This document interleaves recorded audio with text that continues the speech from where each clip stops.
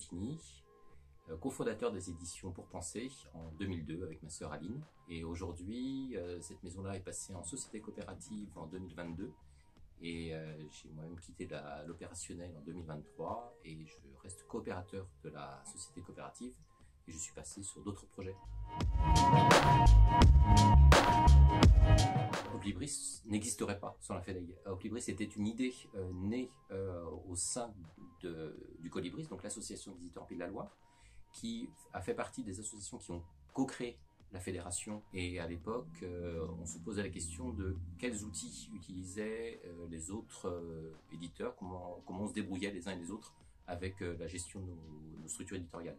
Et l'idée est venue de faire une enquête sur quels étaient les outils utilisés. On s'est aperçu qu'il n'y avait pas grand-chose qui ressortait et surtout rien d'open source. L'outil est en cours de développement. Ceci dit, il se base sur un outil qui, lui, existe et fonctionne, qui s'appelle Dolibar, qui est un ERP, un logiciel de gestion open source, donc un logiciel libre. L'outil va être finalisé, l'idée c'est que là, les tests commencent cet été, avec une première version qui, elle, sera disponible fin 2024, début 2025.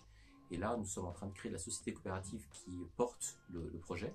Toute structure qui voudra télécharger Oplibris pourra le faire et utiliser Oplibris dans sa partie gestion. Et ce que la SIC, la société coopérative Oplibris, va proposer, c'est un hébergement des données, donc des hébergements sécurisés, qui va également assurer la mise à jour du logiciel.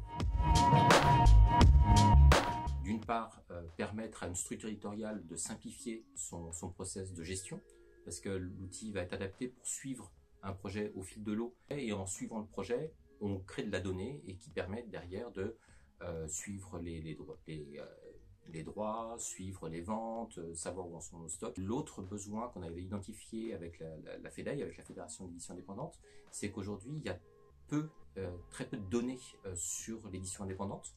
Et si on rassemble comme ça plusieurs centaines de structures éditoriales avec Oplibris, on aura au bout de quelques années une photographie instantanée de l'activité de l'édition indépendante. Et ça ne va pas regrouper simplement les questions de vente, des notions économiques, mais ça peut également regrouper le nombre de salons que font les structures éditoriales, le nombre de rencontres avec les auteurs, le nombre d'auteurs qui sont édités.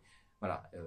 Et on peut aussi imaginer, avec ces données-là, de voir quelles sont les choses qui se répètent et les partenariats qui pourraient être possibles entre des éditeurs qui ne se connaissent pas, mais qui, par exemple, utilisent les mêmes formats ou qui ont des segments d'édition complémentaires et qui pourraient, par exemple, créer des synergies en termes de commercialisation.